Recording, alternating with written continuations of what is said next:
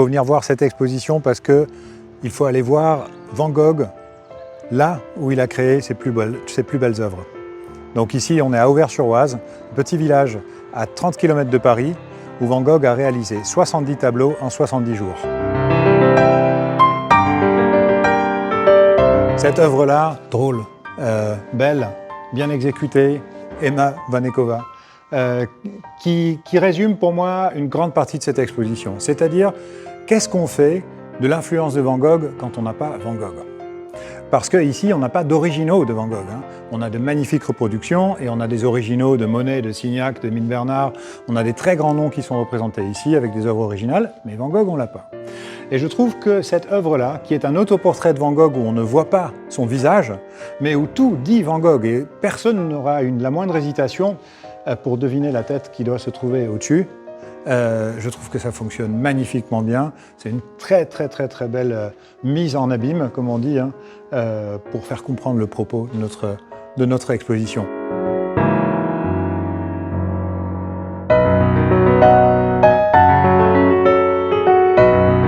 Dans cette exposition, elle traite de l'influence de Vincent Van Gogh. Vincent Van Gogh, tout le monde le connaît. Mais ce qu'il a fait a produit des effets. C'est-à-dire qu'il y a d'autres artistes qui, en voyant ce qu'a fait Van Gogh, ont eu envie de faire quelque chose qui correspond à ce que faisait Van Gogh, soit en regardant dans la même direction, soit en essayant de travailler de la même façon. Et c'est ça qu'on montre ici. Quels artistes travaillent comme Van Gogh. Et avant ça même, on voit que Vincent Van Gogh lui-même est inspiré par des artistes qui ont travaillé ici avant lui. Je pense qu'il serait une star des réseaux sociaux et je pense qu'il détesterait ça. Parce que Vincent Van Gogh, il s'inscrit toujours dans le temps long. Donc il travaille vite, mais il veut que ça dure longtemps. Et il veut qu'on regarde ses œuvres longtemps. Donc notre époque où les images vont très vite, et on en voit des milliers par jour, je pense que lui, il aurait été saturé. Et il serait devenu encore plus fou qu'il l'était déjà. Donc lui, je pense que ce qu'il aurait fait, c'est qu'il aurait eu un téléphone très simple, en noir et blanc, dont il ne se serait pas beaucoup servi.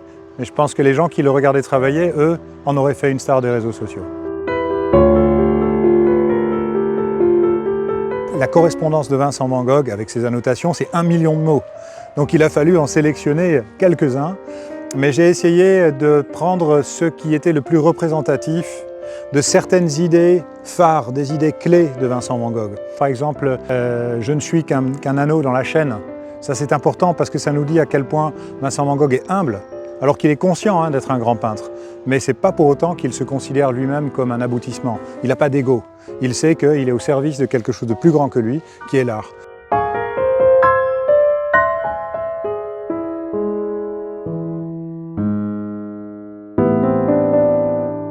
On parle beaucoup d'art contemporain.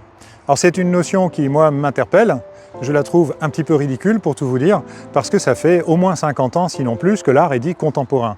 Et on utilise le mot art contemporain, à mon avis, parce qu'on n'a pas trouvé de mot pour désigner ce qu'il est réellement. Vincent Van Gogh et ses contemporains à lui, eux, ils avaient un mot très précis qui était vivant. C'est-à-dire qu'on a des artistes vivants et on a des artistes décédés. Et on ne traite pas leurs œuvres et leur devenir de la même façon. Et j'espère que cette exposition va contribuer à promouvoir l'art contemporain, c'est-à-dire l'art vivant.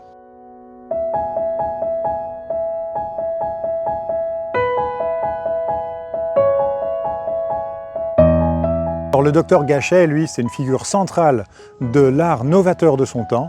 C'est-à-dire que tous ceux qui ont envie de faire quelque chose de révolutionnaire connaissent le docteur Gachet de son vivant. Vincent Van Gogh, naturellement aussi, il va aller chez ce docteur et va fréquenter sa maison. Donc quand il habite à Auvers-sur-Oise, il y vit 70 jours, pendant ces 70 jours, il va 12 fois chez le docteur Gachet. Le docteur Gachet vient régulièrement chez lui aussi.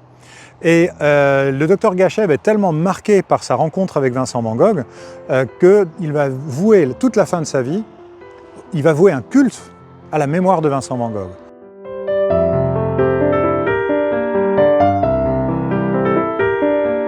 Le docteur Gachet était lui aussi un artiste, et donc les œuvres que j'ai pu trouver très récemment sont les meilleures œuvres du docteur Gachet, où on voit aussi que lui-même, en tant qu'artiste, était profondément influencé par Vincent Van Gogh.